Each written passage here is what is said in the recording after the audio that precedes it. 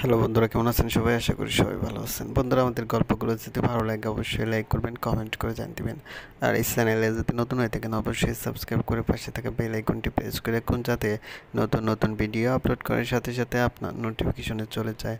আর already যারা subscribe করে রেখেছেন তাদেরকে অসংখ্য ধন্যবাদ।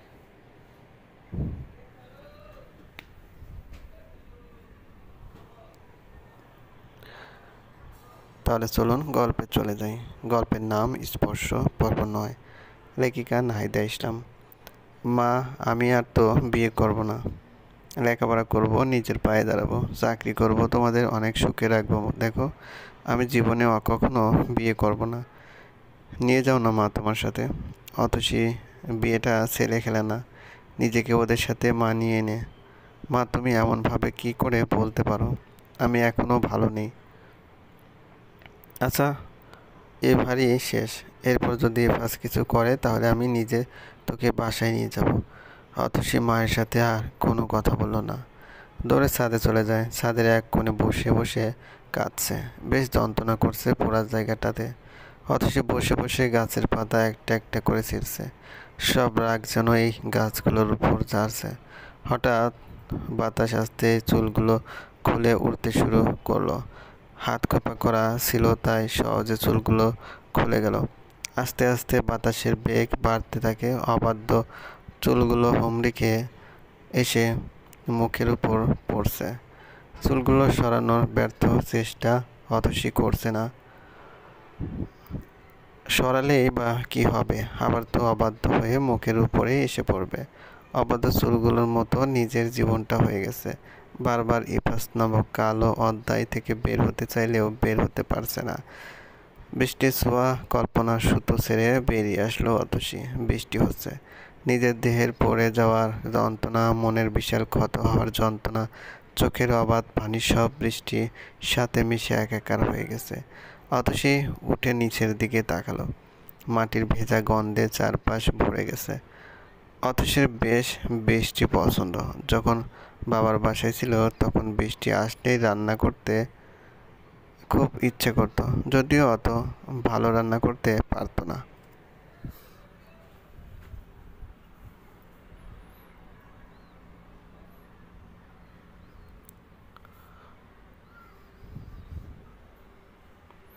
তাও তিন বোন মিলে মজা করে রান্না করতো। খেতে যেমনই হোক, রান্না করতে ভালো লাগতো। কিন্তু এগুলো সবই এখন স্মৃতি। নির্দিষ্ট একটা বয়সে মেয়েরা হয়তো বাবা মায়ের কাছে বোঝা হয়ে যায়।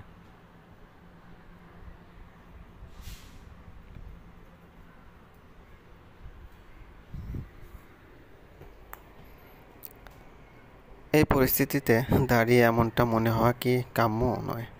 নিজেকে নিজে প্রশ্ন করে আকাশের দিকে তাকিয়ে নিচে বসে পড়ে। পাশে একটা চেয়ার ছিল।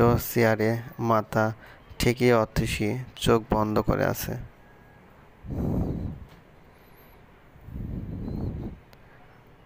পাশে একটা চেয়ার ছিল। চেয়ারে মাথা ঠেকিয়ে অতসী চোখ বন্ধ করে আছে। বৃষ্টি ছেড়েছে। প্রায় 1 ঘন্টা হয়ে গেছে। এখনো রান্না বসানো হয়নি। বাসায় এত মেহমান করো কি কোনো কাণ্ডজ্ঞান নেই? রেনুকে ডেকে কথাগুলো শুনিয়ে দিল তানিয়া বেগম। আপনিই তো নিষেধ করেছেন আমাকে রান্না না করার জন্য। নতুন বউকে বলেছেন রান্না করার জন্য। তাহলে মহারানী এখন কোথায়? আমি খুঁজেছি, পাই নাই কোথাও। এখন আপনি খুঁজে দেখেন। ওর রুমে গিয়ে দেখ, পরে ঘুমাচ্ছে হয়তো মহারানী। গিয়েছিলাম, সুমি আপা আর ইফাস দাদাভাই ছাড়া আর কেউ নেই। কি বলিস, মরে টরে গেল নাকি? এই বাড়িতে মরলে আবার ঝামেলা, কেস টেস হবে, পুলিশ এসে জেরা করবে। আপদ একটা, আজকে মা নিয়ে গেলেও শান্তি পেতাম। এগুলো বলতে বলতে তানিয়া বেগম ইফাসের রুমের দিকে ছুটে গেল। রেনু চুপটি করে দাঁড়িয়ে আছে। এই মহিলার ভিতরে কি মনুষ্যতা আছে? বারবার প্রশ্ন জাগছে মনে। মেয়েটা মেরে গেলে কিছু যায় আসে না, কিন্তু থানায় নিয়ে যেত ভয়। ওদের কি মৃত্যু হবে না নাকি কখনো? রানু খুব ভয় পেয়ে গেল। মেয়েটা কোথায় গেল? খুঁজে না পাওয়া অবধি শান্তি হবে না তার। তানিয়া বেগম রুমে ঢুকতেই দেখে সুমি ইফাজের হাত ধরে বসে বসে মুভি দেখছে। তানিয়া বেগমকে দেখে সুমির রিয়াকশন ছিল, যদি পারতো তাহলে তানিয়া বেগমকে ঠাস করে একটা থাপড় বসিয়ে দিত। কত নাটক করে ইফাজকে নিজের করে পেয়েছিল, এই মহিলাটা এসে এখন দেবে সব মাটি করে। তানিয়া বেগম সুমির দিকে কিছুক্ষণ তাকিয়ে ইফাজকে বলল, তোর বউ কোথায় জানিস? ইফাজ উত্তর দেওয়ার আগে সুমি উত্তর দিল, তোর বউ কেমন শব্দ ফুপি, মেয়েটার একটা নাম তো আছে, ওইটা বলে ডাকতে পারো? ইফাজ খুব শান্তভাবে উত্তর দিল, হবে হয়তো কোথাও। রানু তো খুঁজলো, পায়নি কোথাও। এবার ইফাজ সুমি হাত জোরে ছাড়িয়ে নিয়ে খুঁজতে চলে যায়। ইফাজ সব জায়গায় খুঁজে ছাদে যায়, কিন্তু ছাদেও পায় না। না পেয়ে চলে আসতে যাবে, ঠিক তখনই চোখ যায় সাইডে চেয়ারের দিকে। ইফাজ দৌড়ে গিয়ে অতসীকে ধরতে অতসী নিচে পড়ে যায়। ইফাজের সাথে সাথে তানিয়া বেগমও ছাদে এসেছে। অতসীকে এভাবে পড়ে যেতে দেখে তানিয়া বেগম বলল, ইফাজ মেয়েটা মরে গেল নাকি? মরে গেলে লাশ বাগানে পুঁতে ফেল। কথাটা শুনে ইফাজ জোরে চিৎকার করে বলে, স্টুপিড মা, কি আবল তাবল বকছো? ইফাজ অতসীকে কোলে তুলে নেয়, দ্রুত রুমে নিয়ে গিয়ে বেডে শুয়ে দেয়। ইফাজ অতসীর শরীরে ভেজে, তো গায়ে ময়লাও লেগে আছে। এই বেডে কাভারটা নষ্ট হয়ে যাবে ইফাজ। এবার ইফাজ বেশ রেগে বলল, একটা মানুষ এভাবে অসুস্থ হয়ে পড়েছে আর তুমি ভাবছো বেড কাভার নষ্ট হয়ে যাবে? ইফাজের এমন ব্যবহার দেখে তানিয়া বেগম রেগে রুম থেকে বের হয়ে যায়। মুখে ভালো করে পানি ছিটাতে অতসীর জ্ঞান ফিরে আসলো। অতসীর জ্ঞান ফিরে আসতে উঠে বসার চেষ্টা করে। চোখ খুলে চারপাশে চোখ বোলাতে দেখে কেউ নেই। একটু নড়েচড়ে শুতেই শরীরে প্রচণ্ড জ্বর অনুভব হলো। নিজের দিকে তাকাতে দেখলো ড্রেস চেঞ্জ করা ব্লু কালারের একটা শাড়ি শুধু শরীর পেঁচিয়ে রেখে চলে গেছে কেউ। টেবিলের উপর ওষুধগুলো রাখলাম, ইচ্ছে হলে খেয়ে নিয়ে। অতসী ইফাজের দিকে তাকিয়ে বলল, আমার ড্রেস চেঞ্জ করেছে কে? ইফাজ কিছু একটা ভেবে উত্তর দিল, বউ যেহেতু আমার, মানুষকে তো আর ছুঁতে দেবো না। আর সরি, আমি শাড়ি পরাতে পারি না, তাই শুধু পেঁচিয়ে দিলাম।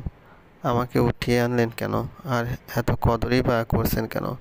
সেও তো তোমাকে দেওয়ার প্রয়োজন মনে করি না। অযথা কথা বলে ফালতু সময় নষ্ট করতে চাই না। সেম।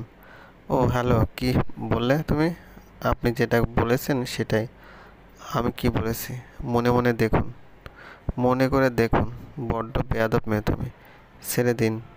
আদবে ভরপুর কাউকে বিয়ে করেন।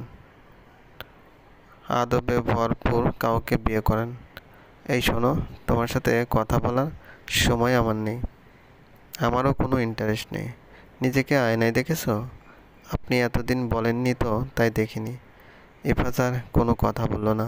কপালে কয়েক ইফাজ আর কোনো কথা বলল না। কপালে কয়েকটা বাস ফেলে অতসীর দিকে বিরক্তি নিয়ে তাকিয়ে চলে গেল।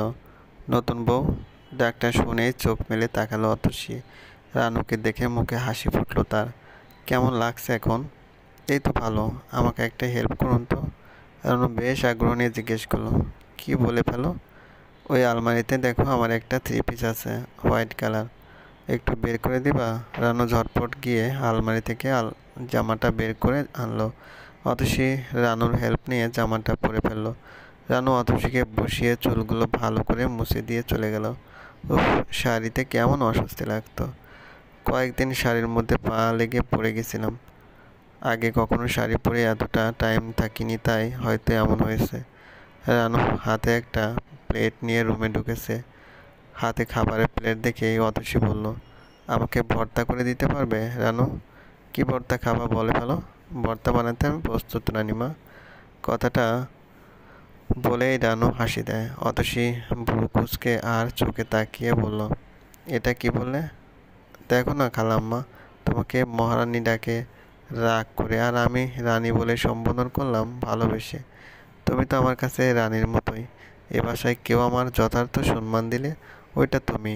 এখন বলে ফেলো কিসের ভর্তা খাবে? শুটকি মাছের ভর্তা আর কালো জিরা, আর ফ্রিজে যে মাছের আছে তার ভর্তা করে নিয়ে আনো প্লিজ। তুমি 10টা মিনিট বসো, আমি করে আনছি। অতসীর জ্বর হলে এই ভর্তাগুলো বানিয়ে খাওয়াতো মা। বেশিক্ষণ পর ভাবি আসবো। রোহানকে দেখে মনটা বার হয়ে যায়। ইফাজ এখন রুমে ঢুকে দেখতে পারলে তো আবার কেমন ঝামেলা পাকিয়ে বসে কে জানে। তাও মুখে কৃত্রিম হাসি টেনে বলল, আসুন। কেমন আছেন এখন? এই আলহামদুলিল্লাহ ভালো। রাতে খেয়েছেন? এই তো খাবার চলে এসেছে। এখন খাবে? রানু হাতে ভর্তা নিয়ে হাজির। ঝটপট ভর্তা দিয়ে ভাত মাখিয়ে অতসী খাইয়ে দিতে থাকে। কি সুন্দর লাগছে মেয়েটাকে, ফর্সা মুখে, নাকের উপর ফুলটা ঝলমল করছে, চুলগুলো ছেড়ে রাখার মুখের সৌন্দর্য আরো বাড়িয়ে দিয়েছে। এত সুন্দর একটা মেয়েকে কিভাবে তার এত অত্যাচার করে, তাও মেয়েটা মুখ বুজে সহ্য করে। রোহান কথা বলছে আর অতসীকে খুব গভীরভাবে পর্যবেক্ষণ করছে। হঠাৎ ইফাস রুমে ঢুকলো। রোহান কথা বলছে, অতসী হেসে হেসে উত্তর দিচ্ছে। ইফাস বিদ্যুৎ গতিতে অতসী প্লেটটা ছুঁড়ে ফেলে দিয়ে অতসীর মুখে চেপে ধরে। চলবে। গল্পটি ভালো লাগলে অবশ্যই লাইক করবেন, কমেন্ট করে জানিয়ে দেবেন। আর এই চ্যানেলে যদি নতুন হয়ে থাকেন অবশ্যই সাবস্ক্রাইব করে পাশে থাকা বেল আইকনটি প্রেস করে রাখুন, যাতে নতুন নতুন ভিডিও আপলোড করার সাথে সাথে আপনার নোটিফিকেশনও চলে যায়। ধন্যবাদ, ভালো থাকবেন।